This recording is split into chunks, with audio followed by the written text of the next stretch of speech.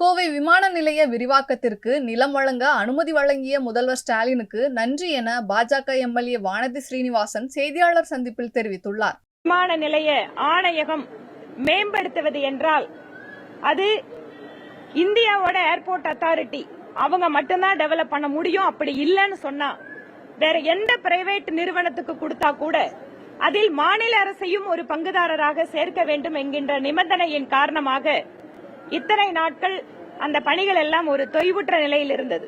அதாவது மத்திய அரசிலிருந்து செய்ய வேண்டிய பணிகள். இப்போது இன்று மரியாதைக்குரிய மாநிலத்தினுடைய முதலமைச்சர் நல்ல செய்தியை எங்கள் பகுதி மக்களுக்கு கொடுத்திருக்கிறார். எப்படி ஒரு விமான நிலைய விரிவாக்கத்திற்கு நிலங்களை கொடுக்கின்ற பொழுது மாநில அரசு எந்தவித நிபந்தனையும் இல்லாமல் அதை மத்திய அரசிடம் ஒப்படைக்க வேண்டும். அதற்கு பின்பாக மத்திய அரசு ஆயிரக்கணக்கான கோடிகளை செலவு செய்து அந்த விமான நிலையத்தை மேம்படுத்தும்.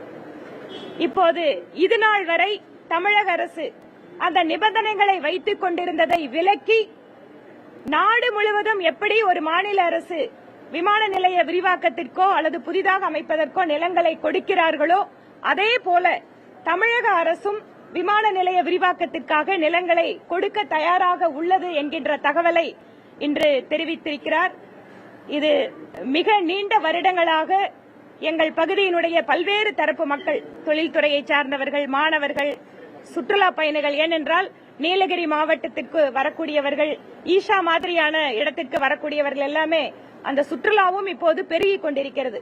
இந்த வேளையில் இந்த ஒரு நல்ல செய்தியை, நல்ல முடிவினை எடுத்திருக்கின்ற மாநிலத்தினுடைய முதல்வர் திரு ஸ்டாலின் அவர்களுக்கும் தமிழக அரசுக்கும் இந்த நேரத்தில் எங்களுடைய நன்றிகளை தெரிவித்துக் கொள்கிறோம்.